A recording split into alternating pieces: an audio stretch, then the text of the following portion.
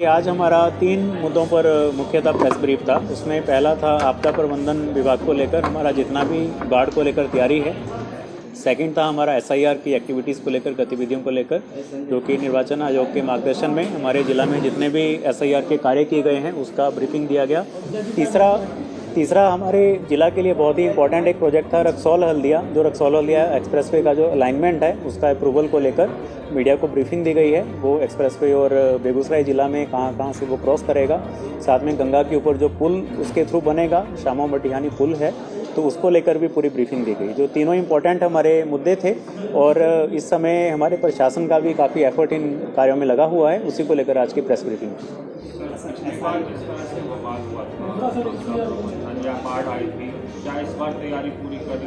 इस बार हम लोगों की तैयारी पूरी है। सारे सीईओज़ को भी डायरेक्शन दिए गए हैं। संबंधित विभाग, चाहे वो स्वास्थ्य विभाग है, पशुपालन विभाग है, बाढ़ नियंत्रण प्रमंडल है, हमारे अपर समाहर्ता आपदा हैं, हमारे जितने भी लोकल वॉलंटियर्स की टीम है, उन सबको भी ट्रेनिंग दी गई है, उन सबको सेंसिटाइज़ किया गया है। साथ में हमारे जितने भी पिछले साल भी कोई ऐसा बवाल नहीं हुआ था। हमारे ज़िला में पूरे बिहार में one of the highest relief की राशि माननीय मुख्यमंत्री जी के द्वारा दी गई थी। मुझे याद है लगभग 400 करोड़ रुपए की राशि हमारे ज़िला के परिवारों को उनके खाते में गई थी, तो कोई ऐसी समस्या नहीं हुई थी। और हमारे यहाँ पे जो नौका की संख्या है, जो सामुदायिक जो किचन रसोई चलती हैं, उनकी संख्या भी काफ़ी अधिक थी। काफ़ी अधिक मात्रा में लगभग 1.5 लाख लोगों को पिछले साल भी रिलीफ कैंप्स में भोजन करवाया गया था। तो इस प्रकार का कोई इशू नहीं हुआ था। बहुत अच्छा प्रबंधन पिछले साल भी था, इस साल भी हमारी तैयारी है, इस साल भी रहेगा। किस तरह की तैयारी है शामो प्रखंड में हमारे जो सीईओज़ हैं, सीईओ बीडीओ हैं, उनको भी निर्देश दिया गया है। हमारे वहाँ पर जितने भी आपदा से लोग जुड़े हैं, चाहे वहाँ के नौका जो चलाते हैं, उनका बिल को भुगतान को लेकर भी दिशा निर्देश दिया गया कि वेरीफाई करके उसको पूरा किया जाए, ताकि इस समय कोई समस्या ना हो। हमारे वहाँ के वॉलंटियर्स हैं, उनकी भी टीम सीईओ को बोला गया है रेडी रखने के लिए। वहाँ के एमओआईसी, वहाँ के जो मेडिकल फील्ड के लोग हैं, जो टीबीओ हैं, पशुपालन के लोग हैं, उनको भी दिशा निर्देश दिया गया है कि इसको लेकर स्पेसिफिक अपना ध्यान रखें।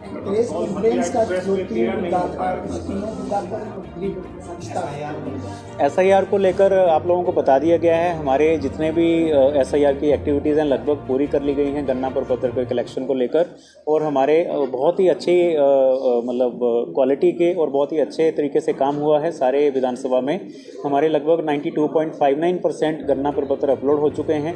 इसके अलावा जो एएसडी की सूची है, जो कि मृत हैं, स्थानांतरित हैं या फिर दोहरी प्रविष्टि के लोग हैं, उनको भी चिन्हित किया गया है, और उसकी भी सूची सारे बीएलओस के द्वारा और हमारे जिला के ईआरओस के द्वारा पॉलिटिकल पार्टीज़ को दी गई है। सारी पॉलिटिकल पार्टीज़ को पूरी जो गन्ना प्रपत्रों का के हिसाब से जो ड्राफ्ट रोल बनेगी उसका भी पूरा प्रकाशन के पश्चात पूरा कॉपी उपलब्ध करवाया जाएगा। हमारे जितने भी एसआईआर से जुड़े जो कार्य थे उसमें मुख्यतः गन्ना प्रपत्र का अपलोडिंग करना, साथ में बीएलओस को समरी शीट बनाने के लिए बोला गया था, वो भी काम हमारा पूरा हो गया है। एएसडी मार्किंग पूरी हो गई है।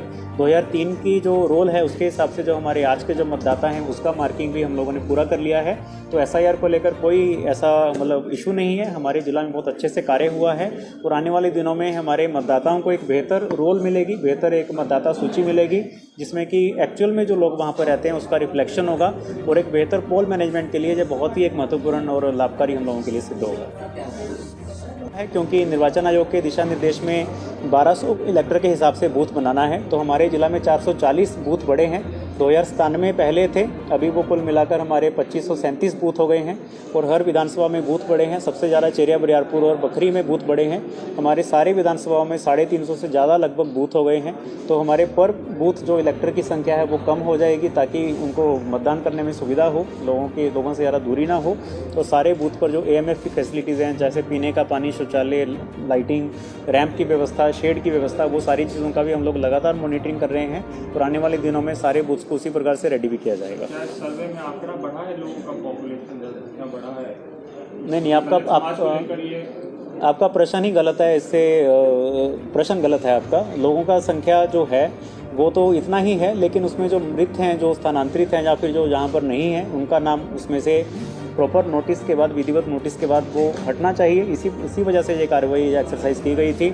और इसमें लगभग हमारा, आप मान के चलें, अभी फाइनल फिगर नहीं है, लेकिन लगभग 7% हमारा एएसडी मार्किंग अभी तक हुआ है। तो ऐसे लोगों को भी चिन्हित करके हम लोग नोटिस, लोगों को लगाया था, जो कि सफाई कर्मचारी कर्मचारी डेली अपने इलाके में जाते हैं। सफाई कर्मचारियों के पास गाड़ियाँ भी सफाई के लिए जो कलेक्शन करते हैं, जो कचरा उसका गाड़ी रहता है, तो हम लोगों को बेहतर एक उसमें सिस्टम मिला जिससे हम हमारे BLO को सपोर्ट किया। हमारे आप लोग जानते हैं कि बेगूसराय में अर्बन एरिया ज़्यादा है, हमारे 6 म्यूनसिपैलिटीज़ हैं, तो अर्बन एरिया में फॉर्म कलेक्शन एक बड़ा चैलेंज था, लेकिन हमारे नगर निगम और नगर परिषदों ने साथ में हमारे BLO जो वहाँ पार्ट्स में थे, वहाँ के वार्ड कमिश्नर, वहाँ के जो वार्ड पार्षद और हमारे जितने भी बाकी लोग थे, सफाई कर्मचारी हों, जीविका हों, वॉलंटियर्स हों, उन्होंने बहुत सहयोग किया है। और कहीं पर हम लोगों को या लोगों की तरफ से कहीं समस्या नहीं आया है, हम लोगों ने सारे फॉर्म लगभग वहाँ से ले लिए हैं। देखिए, एक्सप्रेस वे जो बेगूसराय के लोग भी जो सुन रहे हैं, ये बहुत ही बड़ा प्रोजेक्ट हमारे ज़िला के लिए आने वाला है। और हमारे ज़िला का जो कनेक्टिविटी है उत्तर से दक्षिण, खासकर हमारा जो अलाइनमेंट एक्सप्रेस वे का हुआ सारे मीडिया के साथ साझा किया गया।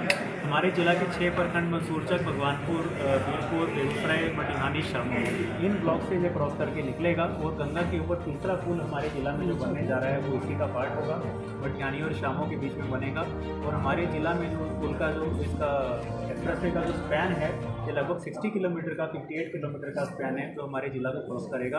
आप मान के चलें कि बेगूसराय के जितने भी हमारे ब्लॉक्स हैं दूर सुदूरवर्ती, जैसे मसूरचक है, भगवानपुर है, बेगूसराय से उसका कनेक्टिविटी बहुत ही सुधर जाएगा। लगभग आधे घंटे में हम लोग मसूरचक पहुँच जाएंगे, आधे घंटे में शामों पहुँच जाएंगे। तो इस तरह का कनेक्टिविटी इससे हाईवे से आने वाला है।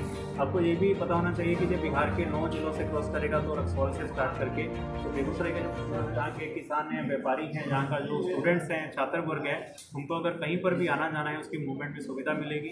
हमारे यहाँ की इंडस्ट्री है, उनको माल अपना सप्लाई करने में, चाहे इंडो नेपाल मूवमेंट हो, उनका रक्सौल तक माल पहुँचाना हो, बल्दिया पोर्ट से कोई इम्पोर्ट करना हो, एक्सपोर्ट करना हो, उसकी कनेक्टिविटी के लिए बहुत अच्छा है कि ये मीडियम साबित होगा। और यह भी इंपॉर्टेंट है कि यह पटना पूर्णी एक्सप्रेस वे को भी क्रॉस करेगा, आमस दरभंगा को भी टच करेगा, गोरखपुर सिलीगुड़ी को टच करेगा, क्रॉस करेगा, साथ में वाराणसी कोलकाता तक इसका टच पॉइंट रहेगा। तो हमारे जिला के जितने लोग हैं बाकी हाईवेज पर भी जाने के लिए रक्सौल हल्दिया का व्यवहार कर सकते हैं। और इसमें एक चीज़ बहुत ही उल्लेखनीय है कि हमारे माननीय सांसद महोदय, हमारे माननीय मंत्री जी, उनका इसमें बहुत ही व्यक्तिगत रूप से एफर्ट रहा है कि हम लोगों को यह प्रोजेक्ट, इतना बड़ा प्रोजेक्ट बेगूसराय जिला को मिला। और गंगा के ऊपर पुल भी इस जो एक्सप्रेस वे में बनना है वो बेगूसराय जिला से बनेगा। तो यह बहुत बड़ा प्रोजेक्ट है। इसमें NHAI की टीम पूरी बधाई की पात्र है। हमारे जो कंसर्न मिनिस्ट्री के लोग हैं, साथ में हमारे RCD डिपार्टमेंट के लोग हैं और हमारे ज़िला के जितने भी लोग हैं इससे जुड़े हैं, सबका बहुत बहुत इसमें एफर्ट रहा है। और हमारे ज़िला वासियों के लिए भी ये एक अच्छा दिन है कि उनको इतना बड़ा एक्सप्रेस वे जो है हमारे ज़िला को मिला है। और इसके साथ साथ ही जो डेवलपमेंट के जितने भी काम हैं, चाहे वो इंडस्ट्रियल पार्क्स हों, चाहे वहाँ पे रोड कनेक्टिविटी हो, चाहे वहाँ पर बच्चों को कॉलेज में जाकर एडमिशन लेना हो, कहीं दूर जाना हो, किसानों को अपना माल बाज़ार में सप्लाई करना हो, ये सारी चीज़ों में बेगूसराय में बहुत ही उल्लेखनीय चेंज आने वाले हैं आने वाले 5 सालों में। और हमारे ज़िला में ग्रोथ का जो दर है वो भी बहुत बढ़ने वाला है।